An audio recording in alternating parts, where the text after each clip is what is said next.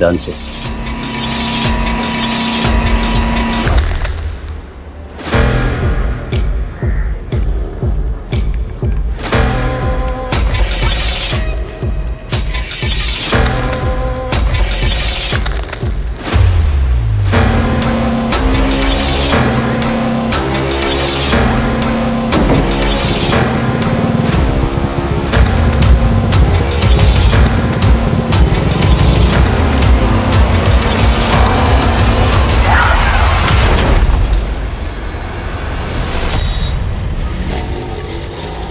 पिछले 1 साल में एनडीसी ने जितना ड्रग अलग अलग स्टेट से सीज किया है सर, उससे 2 गुना ड्रग्स हम 6 महीने में सीज कर चुके हैं। और सर अब तक पता नहीं चला है कि ये ड्रग्स आ कहां से रहा है। It's alarming for us. You are right, this is definitely alarming. अच्छा कला, एज ए न्यू कमर तुम्हारा क्या ऑब्जर्वेशन है? हम कहाँ फेल हो रहे हैं? सर कॉलेज के दौरान हमें स्टूडेंट्स जब डिस्कस करते थे तो कहते थे कि खबरी network is the key. I think हम वहां फेल हो रहे हैं सर। तुम्हारा कोई पर्सनल खबरी है? सर वो इस बारे में बाद में बात करते हैं, पहले धनबाद से अपने नन्हे मेहमान से मिल लेते हैं। श्योर। चल। किसने दिया था तुझे ड्रग्स? कहाँ लेके जा रहा था? तू बोलता है या मनीष, क्या कर रहे हो? बच्चा है, जरा प्यार से। सर बच्चा नहीं बाप है। जिस स्कूल की यूनिफॉर्म पहन रखी है उसमें पढ़ता तक नहीं, तो गलती से इसका एक्सीडेंट हो गया और ट्रैफिक पुलिस वाले के हाथ लग गया, वरना आज 7 किलो ड्रग्स डिलीवर कर चुका होता है। देखो तुम्हें डरने की बिल्कुल जरूरत नहीं है, तुम मुझसे बात करो। हाँ, सच सच बताओ, नाम क्या है तुम्हारा? पेरू। पेरू? पेरू, कहाँ रहते हो तुम? तुम्हारे माता पिता कहाँ रहते हैं? अच्छा एक काम करेंगे, उनको बुला लेंगे, फिर उनके साथ चले जाएंगे। हमारा कोई नहीं है साहब, हम तो भीख मांगते। वो सेठ हमको खाना खिलाया, बोला रोज खिलाएगा, सोने के लिए जगह भी देगा और सब स्कूल भी भेजेगा। कौन कौन है वो आदमी? मालूम नहीं साहब, वो हमको बोला वो स्टील गेट के पास एक मार्केट है ना साहब, उधर एक दूसरा सेठ मिलेगा हमको। वो हमको एक वर्दी और साइकिल में पहचान लेते साहब, फिर हमसे बैग लेके वो हमको इनाम में 500 रुपये दे देते साहब। और हमको कुछ नहीं मालूम साहब, हमें जाने दो साहब, हमें कुछ नहीं मालूम साहब। तुम्हें मालूम है ना वो आदमी कहाँ रहता है? हाँ, तुम ले जाओगे मैं उसके पास?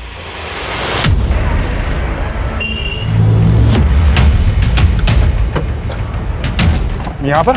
हाँ साहब, हम यही भीख मांगते थे साहब। कहाँ? यहाँ? हाँ, फिर उस दिन वो आदमी आया और हमको अपने घर ले गया। उसका घर कहाँ है, याद है? हाँ साहब, यही बगल में।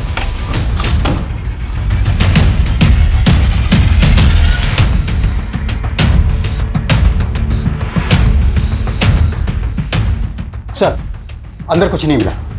सर इधर भी कुछ नहीं मिला, और इस एरिया में तो सीसीटीवी मिलना भी मुश्किल है।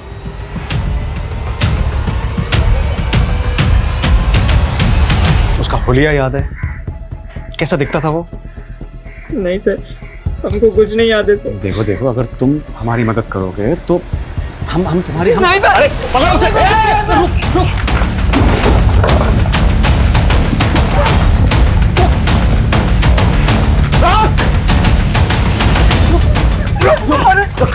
भाग क्यों रहे? क्यों भाग रहा है? हमको छोड़ दो साहब, हम तो सिर्फ स्कूल में पढ़ना चाहते थे, इसलिए उसकी बातों में आ गए। हम भीख मांगते साहब, भूल गए थे कि यही हमारी किस्मत है।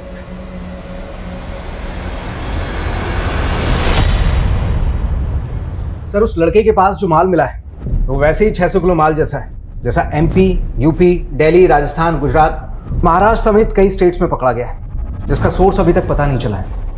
सर हम उस बच्चे से उस आदमी का स्केच बनवा सकते हैं। माना उस बच्चे ने क्राइम किया है लेकिन है इनोसेंट। इनोसेंट? पकड़े जाने पर इमोशनल ड्रामा करना उन लोगों की ट्रेनिंग का हिस्सा होता है, और बच्चा होने की वजह से हम उन पर सख्ती भी नहीं कर पाते।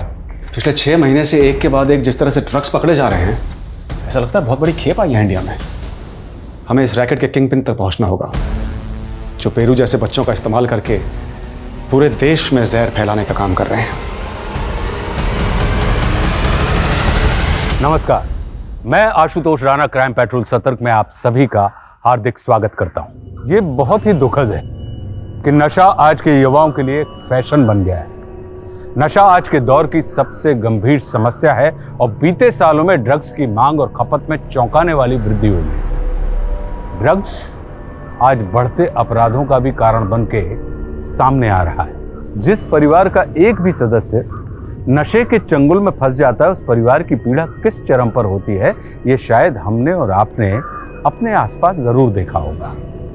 जो लोग इस ड्रग्स का जाल फैलाकर इसका गैर कानूनी बाजार कर रहे हैं, वो हमारे देश और समाज के बहुत बड़े दुश्मन हैं।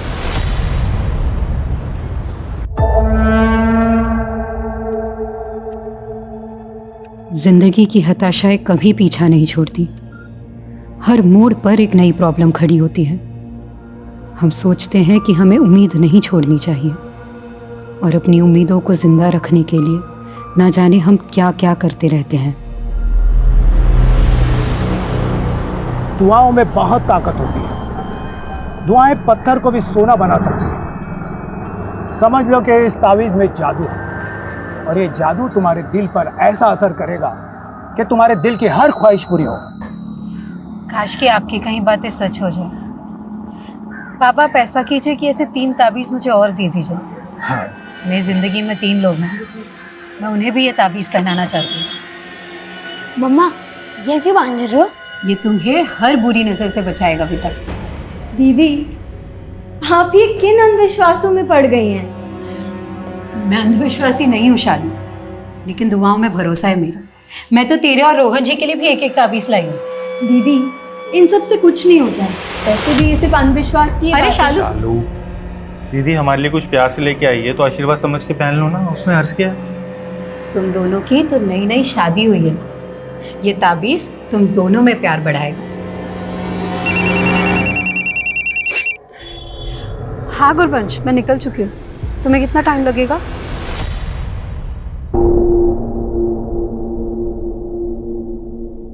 कुछ और मंगा दूं तुम्हारे लिए? पेरू तुम कह रहे थे तुम पढ़ना चाहते हो, है ना? हम तुम्हें पढ़ाएंगे क्योंकि हम जानते हैं वो आदमी गलत है, तुम गलत नहीं हो। उस आदमी के बारे में कुछ बता सकते हो? हम आपको बताए थे ना, हमको नहीं मालूम। हम उस आदमी से एक ही बार मिले थे। देखो हमारे पास कुछ फोटोज हैं कुछ वांटेड लोगों की। ये फोटो देख के बता सकते हो इनमें से अगर कोई है वो? देखो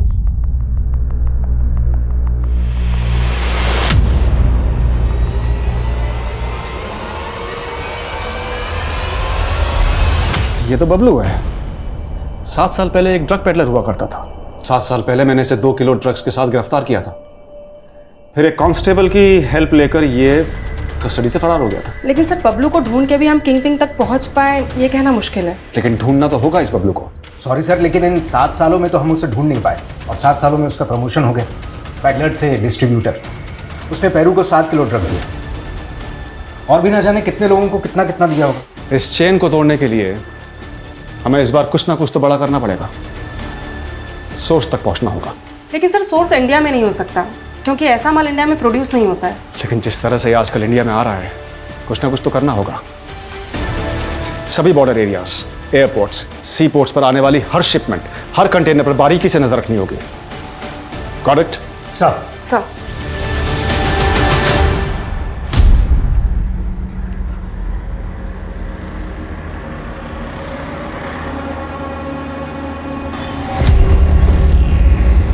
नहीं मैडम, मैं सामान लेकर आया।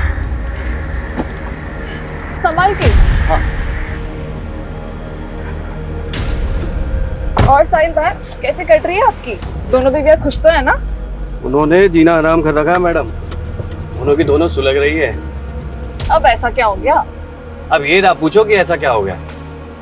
आज के टाइम में आदमी एक बीवी को खुश नहीं रख पाता और मैंने 2 बीवियां रख के खुद के पैर पे कुल्हाड़ी मार ली। ओके, आगे कॉर्नर पे रोक देना, कादम्बरी को पिक करना है।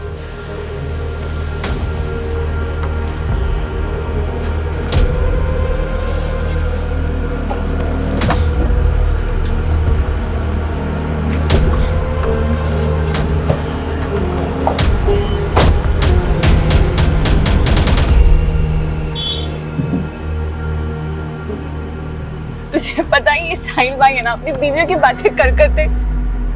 क्या हुआ, इतनी बुझी बुझी क्यों लग रही है? नहीं कुछ नहीं। कुछ तो है, चल मत बता। अब तो हमारे साथ आ रही है ना, तो पार्टी में एंजॉय करना, ठीक है? मानव कहाँ है? वो पार्टी में किधर मिलेगा?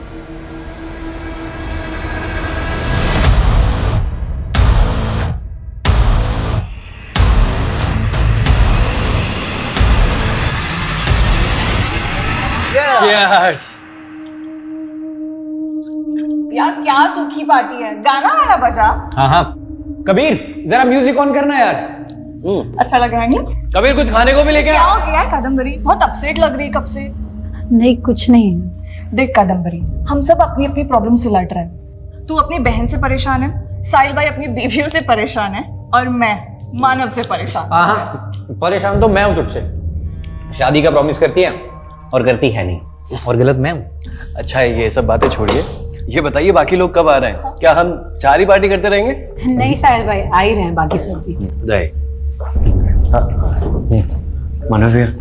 मनोहर से 10 बजे ही आ रहे हैं, आप लोगों को तुरंत जाना होगा। अरे यार, अभी एकदम से कैसे निकल जाएंगे? वो सब मुझे नहीं पता, अगर सेठ आ गए ना तो बहुत पंगा हो जाएगा। आप लोगों के पास 10 मिनट है। यार नहीं, आप चले जाओ जल्दी से। सुनो यार, एक प्रॉब्लम हो गई है। हम लोग एक काम करते हैं, दूसरी जगह चलते हैं। वैसे भी जो लोग लेट आने वाले हैं उनको वही बुला लेंगे। क्या प्रॉब्लम आ गई है? अरे लाइट क्या हुआ? ये साला कमीना केयरटेकर, हमें भगाने के लिए लाइट काट दी उसने। मैं अभी देखता हूँ।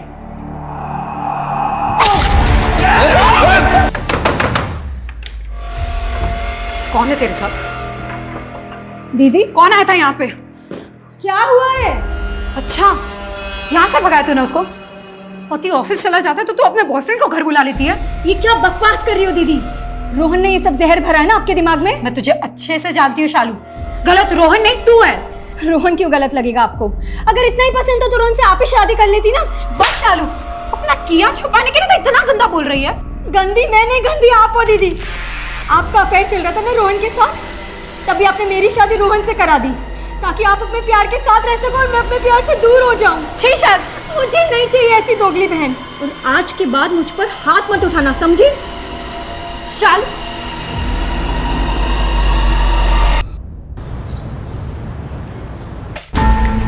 सर स्टील गेट के पास बबलू इस सीसीटीवी में कैप्चर हुआ है। सर बाइक से उतर के वो उस डायरेक्शन में गया और फिर 13 मिनट के बाद वापस आया।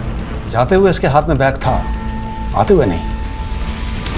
हो सकता है स्टील गेट पर जो डिलीवरी पेरू नहीं कर पाया, उसे डिलीवर करने ये खुद आया। पता चला ये स्टील गेट पर किससे मिला? सर पूछताछ जारी है, लेकिन ये बाइक इस मुकेश यादव के नाम पे रजिस्टर्ड है।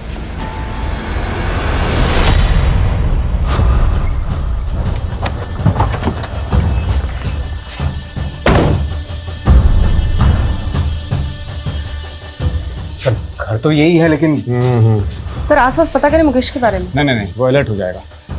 यही नजर रखो, और दोनों में से कोई भी दिखे तो उठा लो। Okay sir.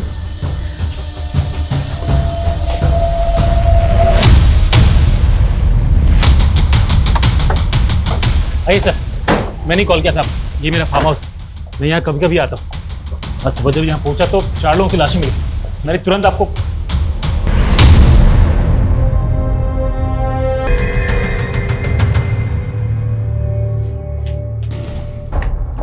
कौन है ये लोग? सर मैं इन लोगों को नहीं जानता। अच्छा, आपके घर में 4 मर्डर हो गए हैं और आप कह रहे हैं कि आप इनको जानते तक नहीं है? सर मैंने कहा ना आपसे, मैं यहाँ रहता नहीं हूँ, कभी कभी आता हूँ। मेरा केयर टेकर रहता है यहाँ, पता नहीं वो भी कहाँ गायब है सर। कौन केयर टेकर? कबीर नाम है उसका, यूपी का रहने वाला है, लेकिन पिछले कई सालों से मैंने उसको यहाँ पर घर की देखभाल के लिए रखा था। अब मेरी समझ में नहीं आ रहा वो अचानक कहाँ चला गया। और तो मतलब आप ये कहना चाहते हैं कि ये सारे मर्डर्स आपके केयर टेकर ने किए? क्या बोलूँ सर, मेरे कुछ समझ में नहीं आ रहा। सर कल से ना मुकेश यादव घर आया है, ना ही बबलू को वहाँ देखा गया है। लेकिन सर मुकेश यादव का नंबर मैंने पता किया है, उसका फ़ोन अभी ऑफ आ रहा है। उसका CDR निकलवाओ और उसका फ़ोन सर्वेलेंस पर डलवा दो। Okay sir. सर कम इन मनीष। सर हम यहाँ बबलू को ढूंढ रहे हैं, और वहाँ उड़ीसा पोर्ट पर आज सुबह एक शिपमेंट सीज हुई जिसमें 1500 किलो ड्रग मिला। 1500 kilo? Yes sir.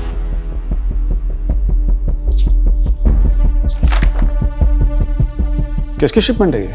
Sir shipment एक एशियन कंट्री महमूद एक्सपोर्ट्स ने इंडिया को भेजी, दुर्गापुर के कुणाल ट्रेडर्स को। और ये दुर्गापुर की कुणाल ट्रेडर्स कंपनी किसके नाम पे? आप हमसे ऐसे सवाल क्यों पूछ रहे हैं सर?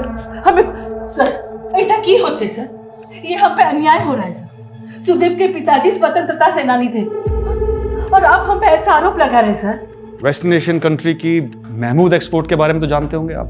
हाँ, वो company raw talcum powder material produce करती है और मैं उस कंपनी के जरिए रॉ टेल्कम पाउडर इंपोर्ट करता हूँ। रॉ टेल्कम पाउडर नहीं, ड्रग्स, और वो भी 1500 किलो। ड्रग्स? नहीं सर, कोई बहुत बड़ी मिस्टेक हुई है। मैंने 1500 KG raw talcum powder material ही मंगवाया था। मेरे पास ऑर्डर की कॉपीज है और 3 महीने पहले भी 1000 केजी मंगाया मैंने उसी पोर्ट पे। व्हाट? हाँ, 3 महीने पहले भी ड्रग्स इंपोर्ट हुए थे इंडिया में? कब से चल रहा है धंधा? सर हमारा यकीन कीजिए, हम कोई गलत धंधा नहीं कर रहे। हमने पता लगाया है, तुम्हारे बेटे का नाम कुणाल है और उसी के नाम पर आपने ये कुणाल ट्रेडिंग कंपनी खोली थी। तुम्हारे साथ ही काम करता था? कहीं ऐसा तो नहीं कि उसने मंगवाई है ड्रग्स? नहीं सर, बिल्कुल नहीं। उसको तो इसके बारे में कुछ पता भी नहीं है सर। 6 महीने से कहाँ गायब है? सर वो कनाडा में है। तो कनाडा में बैठ के करता है ये धंधा? नहीं सर, वो सिर्फ हमसे रूठ के कनाडा चला गया और वहां के एक लड़के से उसने शादी की और हम उस शादी के खिलाफ थे, बस सर। 6 महीने पहले जो 1000 किलो माल मंगवाया था वो कहाँ है? दिल्ली की अलीपुर की एक कंपनी है, तनेजा कंज्यूमर प्रोडक्ट्स, और इस बार भी वो माल इन्हीं को जाने वाला था, उसी पोर्ट से।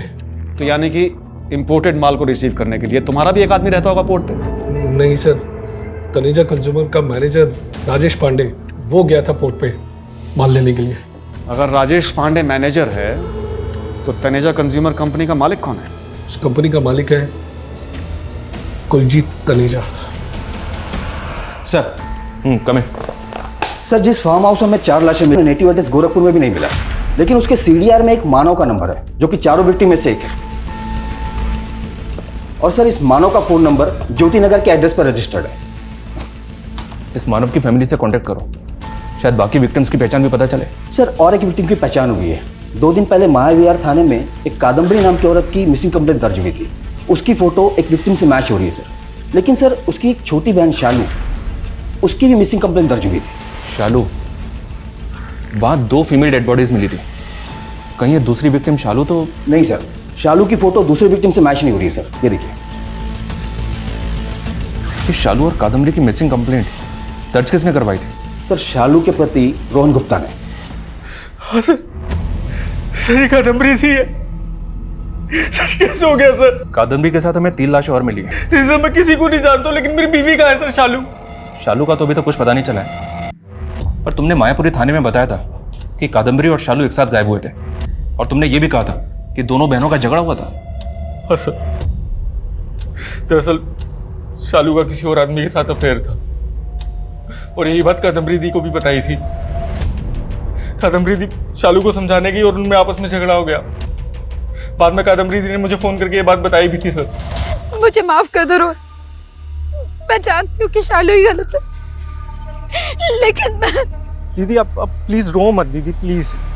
हम लोग मिलते हैं ना, फिर बात करते हैं। उस रात को जब मैं वापस आया तो शालू घर पे नहीं थी सर, उसका नंबर भी नहीं लग रहा था, और कादम्बरी दी का तो उसके बाद पता ही नहीं चला। क्योंकि कादम्बरी की लाश मिली हमें 3 और लाशों के साथ, और तुम्हारी बीवी शालू गायब है। सर, मुझे इस सब में कुछ ना कुछ तो बहुत अजीब लग रहा है सर। तुमने बताया था कि शालू का अफेयर चल रहा है किसी से, किससे अफेयर चल रहा है? सर मैं जानता नहीं हूँ कौन है वो, लेकिन उसका नाम प्रवीण है, क्योंकि शालू के नंबर पे अक्सर प्रवीण नाम के लड़के का फोन आता था। प्रवीण? तो हाँ खान बोलो। What? आसपास अच्छे से चेक करो। जय हिंद सर। सर, ये जगह फार्म हाउस से थोड़ी दूर है सर। पहले हमें लग रहा था कि कबीर उन सब में इन्वॉल्व है, लेकिन यहाँ तो इसकी डेड बॉडी मिली और गाड़ी का नंबर प्लेट भी गायब।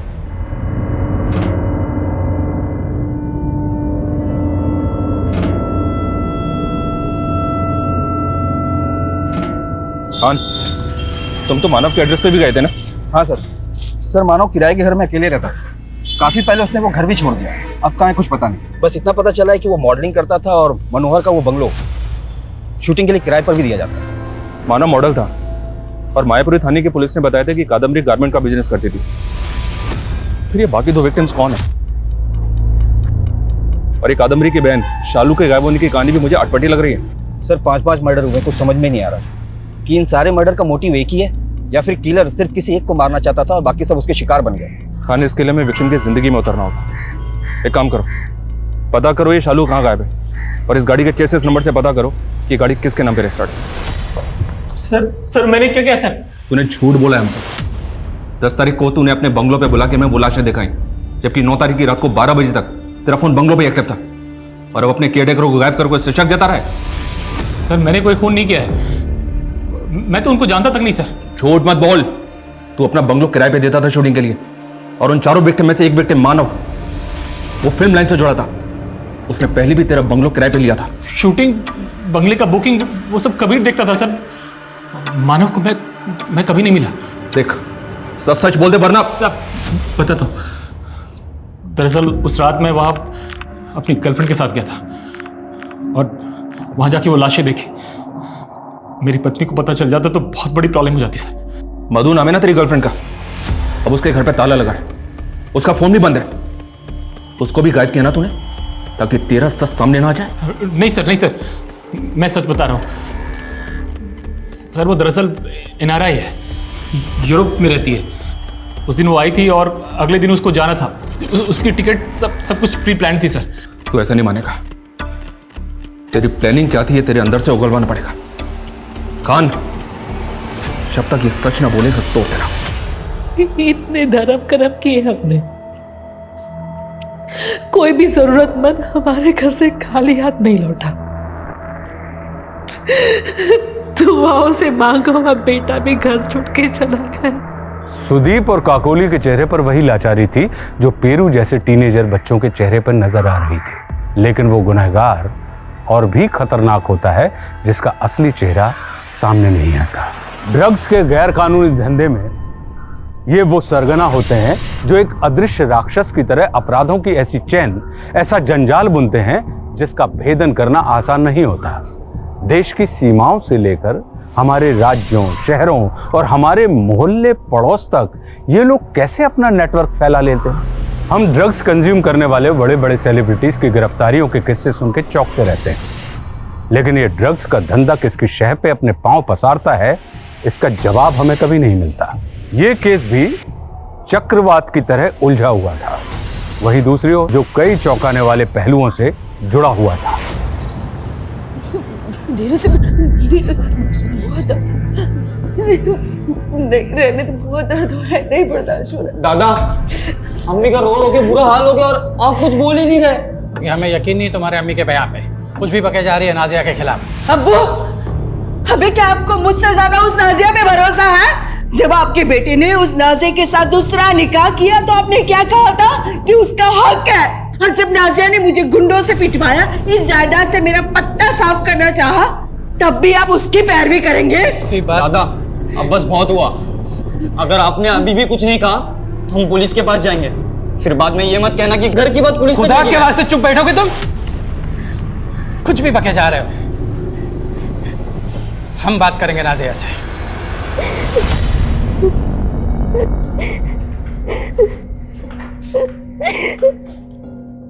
बेटी, अब्बू, अब्बू, क्या हालत है इससे? जब इसने किया, ये कामिल ने मेरी आबरू, मैं इसकी छोटी अम्मी हूँ और इसने मेरे साथ। ये झूठ बोल रही है दादा। लेकिन ये तो कह रहा था कि तूने गुंडे भिजवाए थे इसके अम्मी को पिटवाने के लिए। अब्बू ये झूठ बोल रही है, अपने बेटे की करतूत छुपाने के लिए नाटक कर रही है। मैं नाटक करूंगी? कर रही हो। कमीनी कहीं कि मैं तो तुझे जिंदा नहीं छोड़ूंगी। मेरे बेटे का नाम मत लो। तुम दोनों का इलाज अब तुम्हारा शौहर ही करेगा। अब झूठ बोलने का कोई फायदा नहीं है। हमने पता लगा लिया है कि वेस्टर्न एशियन कंट्री की महमूद एक्सपोर्ट्स एक सस्पिशियस कंपनी है जो ड्रग्स में डील करती है, और दिल्ली की अलीपुर की तनेजा कंज्यूमर कंपनी वो तो एग्जिस्ट ही नहीं करती। लेकिन सर मेरी कंपनी कुणाल ट्रेडर्स तो एग्जिस्ट करती है। मेरी गलती सिर्फ इतनी थी कि मैंने अपनी कंपनी उन क्रिमिनल्स को रेंट पे दे दी। मुझे तो पता भी नहीं कि एक मिनट, रेंट पे दे दी मतलब? 5 महीने पहले मुझे एक ईमेल आया सर। वो मेल कुलजीत तनेजा की मेल आईडी से आया था। उस कंपनी का मालिक, उसने मुझे लिखा कि वो एक कंट्री से रॉ टेल्कम पाउडर इंपोर्ट करना चाहता है, लेकिन उनके पास इंपोर्ट लाइसेंस नहीं था, इसलिए वो मेरी कंपनी से ये सारा माल इंपोर्ट करना चाहता था। क्या नाम बताया आपने कंपनी के ओनर को? कुलजीत तनेजा। हाँ सर, फ़ोन पे बात करते करते उन्होंने मेरा पेमेंट प्रोसेस कर दिया। फिर मैंने उनकी गाइडेंस पे महमूद एक्सपोर्ट का ऑर्डर प्रोसेस कर दिया सर। तो 3 महीने पहले जब पहली शिपमेंट आई और राजेश उसको लेकर दिल्ली गया, तो राजेश तो मिला होगा आपसे? नहीं सर, मेरी तनेजा और राजेश से सिर्फ फ़ोन पे बात होती थी बस। फोन पे बात हुई? Phone, it's a fake phone, fake ID, fake company, इतना तो जानते होंगे आप। सर मुझे मालूम तो था कि कुछ तो गलत हो रहा है, ये लोग कुछ तो गलत कर रहे हैं, लेकिन मैं बहुत ज़रूरतमंद था सर। मैं अपनी ज़रूरतों में फंस गया था। भले मेरी इस कंपनी में मेरी बीवी का नाम है, लेकिन उसका इससे कुछ लेना देना नहीं है। अपनी से जाने दो साहब, और जो सज़ा देनी है मुझे दे दो। सर मनोहर की गर्लफ्रेंड मधु का फ़ोन ऑन हुआ है। वो वाकई में यूरोप में, और वो कह रही है कि वो किसी भी मर्डर के बारे में नहीं जानती, और अब मनोहर कह रहा है कि मधु झूठ बोल रही है। और एक बात है सर, गाड़ी के चेसिस नंबर से पता चला है कि वो किसी कमर्शियल कैब का नंबर है, किसी इमाम शेख के नाम पर। ये देखिए। जी जनाब, ये गाड़ी हमारे नाम ही दर्ज है, लेकिन फिलहाल हमारा बेटा साहिल इसे चला रहा है। इस गाड़ी में हमें इस कबीर की लाश मिली है। ये अशोक बिहार के एक बंगले में केयरटेकर था। इसको तो जानते ही होंगे ना? लाश हमारे गाड़ी में? तो फिर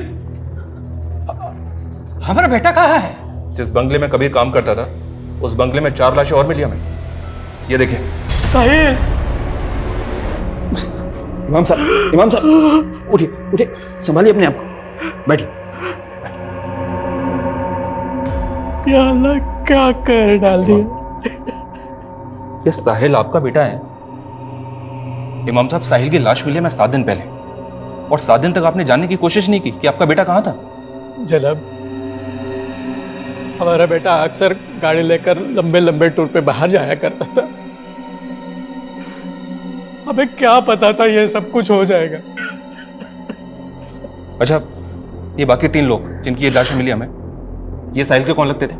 हमें कोई इल्म नहीं है जनाब, शायद उसके कस्टमर होंगे। साहिल की किसी से दुश्मनी, कौन मार सकता है उसे? कुछ बता सकते हैं?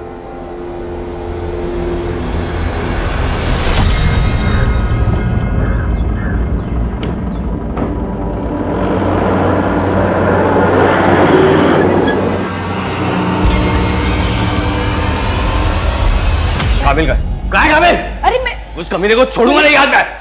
अभी उस नाज़िया पे भरोसा कर रहे, मुझ पर नहीं। अरे सुनिए मेरी बात। क्या क्या उस क्या कमीने ने नाजिया के आबरू पे हाथ डाला है, और उसको छोड़ूंगा नहीं। नाजिया उसकी छोटी अम्मी है, और वो कहाँ है तुम्हारा बेटा? उसको जिंदा दफन कर दूंगा मैं। अगर मेरे बेटे को कभी हाथ भी लगाया ना, तो जिंदा दफन कर दूंगी तुम्हें।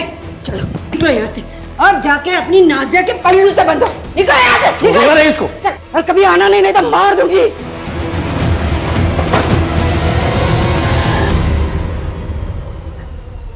कामिल, कैसा है बेटा तू? कहाँ है तू? ठीक है ना? सर, फॉरेन मिनिस्ट्री सुदीप और काकोली के बेटे कुणाल की एक्टिविटीज को कनाडा में मॉनिटर कर रही है, लेकिन सर उसका ड्रग डील से कोई कनेक्शन नहीं मिल रहा है। ड्रग्स की तस्करी करने वाले आए दिन ऐसे चौंकाने वाले तरीके इजाद करते रहते हैं। Air travel, train travel, road travel, हर रूट पर इनकी पकड़ होती है। पब्लिक ट्रांसपोर्ट में इनके लोग जूतों में, सॉक्स में, बैग्स में माल लेकर ट्रैवल करते हैं, क्योंकि वहाँ चेकिंग कम होती है। जहाँ सिक्योरिटी मजबूत होती है, वहाँ ये लोग 25 से 50 ग्राम गले के अंदर सटक कर ट्रैवल करते हैं, और डेस्टिनेशन पे पहुंचकर उल्टी करके बाहर निकाल देते हैं। गाड़ी के टायर और ट्यूब में ड्रग्स भरकर न जाने कितने स्टेट्स के बॉर्डर्स पार कर लेते हैं। ये 90% माल इसी तरह से पूरे देश में डिस्ट्रीब्यूट हुआ होगा। इस बार हमें सिर्फ माल नहीं ढूंढना है, बल्कि इस चेन को फैलाने वाले किंग पिन को भी दबोचना है। तो मुकेश और बबलू की तलाश तेज कर दो, और जितने भी पेडलर, जितने भी डिस्ट्रीब्यूटर्स पिछले 3 महीने में पकड़े गए हैं, उनसे नए सिरे से पूछताछ करो। सर, इन सबको बहुत ब्रूटली मारा गया है। किसी की बॉडी पे 9 स्टैबिंग मार्क्स है, किसी की बॉडी पे 11, किसी की बॉडी पे 15। और साहिल की बॉडी पे तो सर 19 स्टैबिंग मार्क्स हैं। और इस लड़की की पहचान भी अभी तक पता नहीं चली हमें। सर इस लड़की की बॉडी पे एक स्ट्रेंज चीज नोटिस करने वाली है।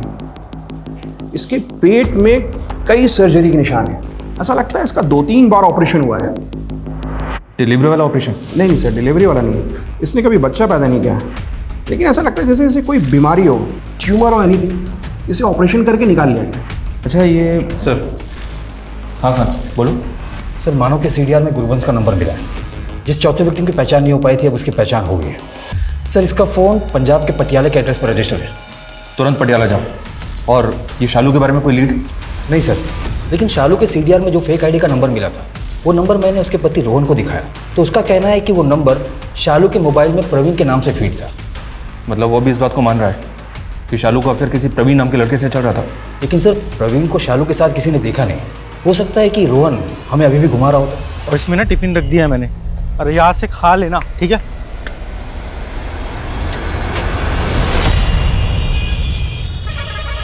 हाँ, गुरबंश थोड़ी अपने माँ के साथ यहाँ रहती थी।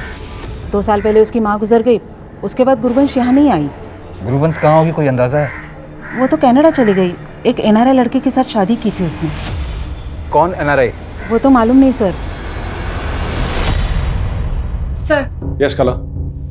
सर सुदीप ने जो कुलजीत और राजेश के फेक आईडी और नंबर्स दिए थे, उसमें से राजेश की आईडी के सीडीआर मैंने चेक किए हैं। सर उसमें बाकी आईडीज तो फेक हैं, लेकिन एक नंबर मिला है शालू गुप्ता का। Shalu Gupta? Yes sir. Sir उसे रायपुर पुलिस भी ढूंढ रही है। सुदीप के शिपमेंट पकड़े जाने के 10 दिन बाद 5 मर्डर हुए थे सर। सर उसमें से एक थी कादम्बरी, और सर शालू इस केस में प्राइम सस्पेक्ट है। ये फेक आईडी का नंबर तो हमने शालू के सीडीआर में भी नोटिस किया था। शालू के पति ने हमें बताया था कि शालू के फोन में ये नंबर प्रवीण नाम से फीड था। और राजेश की तरह ये नाम भी फेक होगा। और अब ये फोन एक ऐसा क्रिमिनल इस्तेमाल कर रहा है जो हजारों किलो ड्रग्स की तस्करी में इन्वॉल्व है।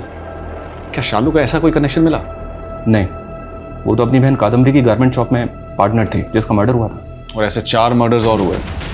शालू के अलावा कोई और सस्पेक्ट? हमारा सस्पेक्ट उस बंगलों का मालिक मनोहर भी है, और शालू के पति रोहन पे भी हमारा शक है। लेकिन रिसेंटली हमें यह पता चला है कि साहिल का बेटा कामिल भी गायब है, जो उसकी पहली पत्नी आसमा से था। साहिल के फादर ने हमें आसमा के बारे में नहीं बताया, बल्कि उसकी दूसरी पत्नी नाजिया के बारे में ही बताया था। हमने नाजिया से इंक्वायरी की तो उसने बताया कि कामिल ने उसका रेप किया था, और आसमा का कहना है कि नाजिया के आरोप झूठे हैं। लेकिन ये कामिल अभी भी गायब है, और उसकी अम्मी, नाजिया और इमाम, ये सब लोग हमारी रडार पे हैं।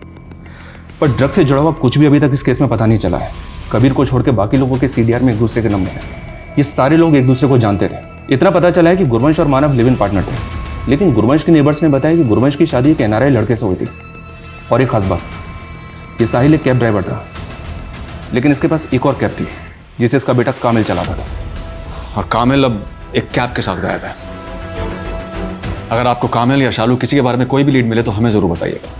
फिलहाल हम शालू के पति रोहन से मिलना चाहते हैं। सर देखिए, मैं मानता हूँ कि मेरी बीवी शालू का परवीन से अफेयर था, लेकिन सर मुझे नहीं लगता कि उसका कुछ ड्रग से लेना देना था सर।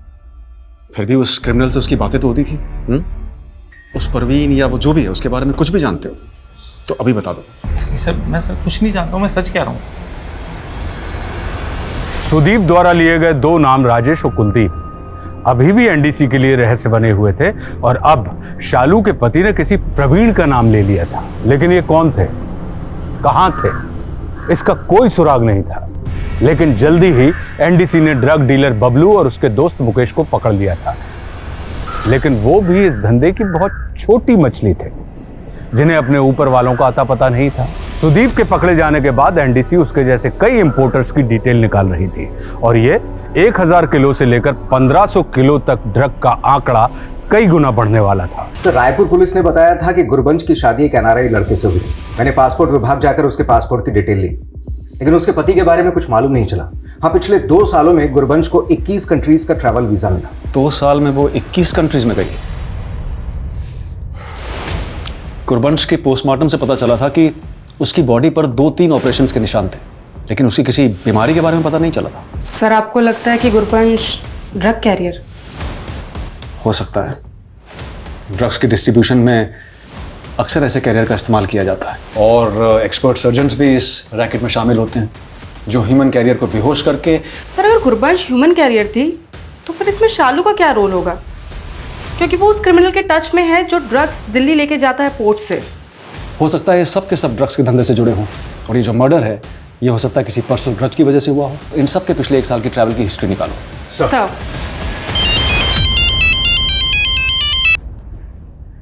जैसे इंस्पेक्टर, कामिल को एमपी बॉर्डर पे पकड़ा हमने। उसके कैब के टायर में काफी मात्रा में ड्रग्स मिले हैं। मानव के बारे में भी एक इन्फॉर्मेशन है, वो काफी सेलिब्रिटीज के टच में था। हमारी खबरी का कहना है कि वो फिल्म इंडस्ट्री में ड्रग्स सप्लाई करता था।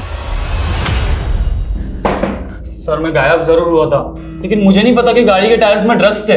तेरे बाप को तूने मारा ना, बाकी सबको भी, और तेरी छोटी माँ का रेप भी तूने। नहीं सर, ना मैंने किसी का रेप किया और ना ही किसी को मारा है। और सर वो ड्रग्स के बारे में भी मुझे कुछ नहीं पता सर। सर हमने साहिल, कादम्बरी और शालू की ट्रैवल हिस्ट्री चेक की है। पिछले 7 महीने में साहिल ने कम से कम 1 लाख किलोमीटर का ट्रैवल किया है, वो भी अपनी कैब से इंडिया के लगभग हर एक स्टेट में।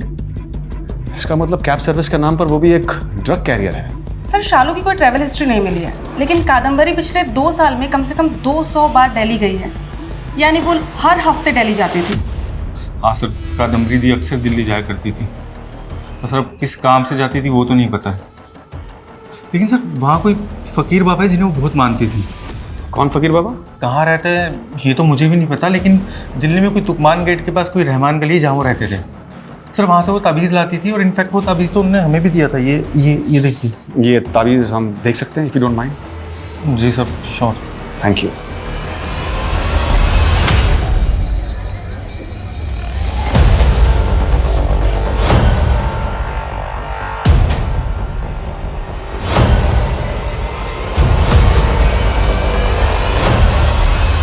साहब मानता हूँ साहब मानता हूँ, मैं छोटा मोटा ड्रग पैडलर हूँ साहब, इसके अलावा मैंने कुछ भी नहीं किया है साहब। वो कादम्बरी दरगाह पर आती थी साहब, और साहब सबसे पहले मैंने उसे ताबीज़ दी थी, फिर पता नहीं कैसे कहाँ से उसका कुछ फ़ायदा हो गया तो मुझ पर भरोसा करने लगी, और साहब पैसों के लिए ना वो कुछ बड़ा करना चाहती थी, और फिर मैंने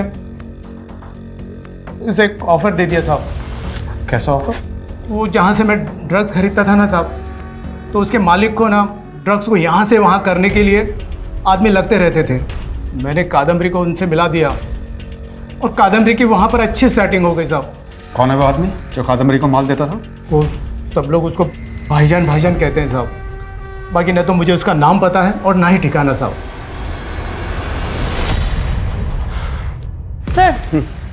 सर सुदीप के पकड़े जाने के बाद हमने काफ़ी सारे इंपोर्टर्स की लिस्टिंग की थी सर, उसमें से 4 ऐसे हैं जिनका शिपमेंट सुदीप के शिपमेंट के बाद इंडिया आने वाला था सर, लेकिन उन लोगों ने अपना ऑर्डर कैंसिल कर दिया है। तो इन चारों के बिजनेस और इनकी एक्टिविटीज को क्लोजली मॉनिटर करो। Okay sir. देखो, शिपमेंट मैंने तुम्हारे कहने पे कैंसिल की, मैं अब अपना और नुकसान नहीं कर सकता, मुझे मेरे पूरे पैसे चाहिए। ठीक है, तो अपना पैसा ले और मेरा माल मुझे दे। ठीक है सर।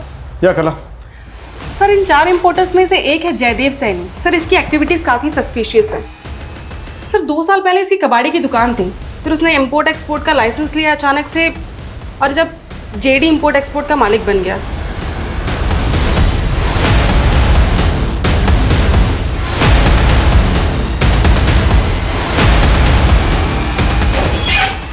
थैंक यू, तुम्हारा माल निकल रहा है।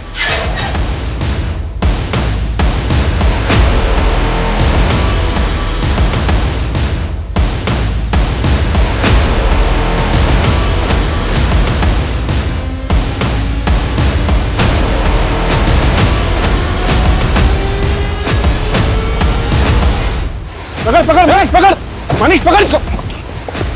माल जहां जा रहा था वहीं चल, समझदारी दिखाई तो खोपड़ी खोल दूंगा। लेके चलो इसको।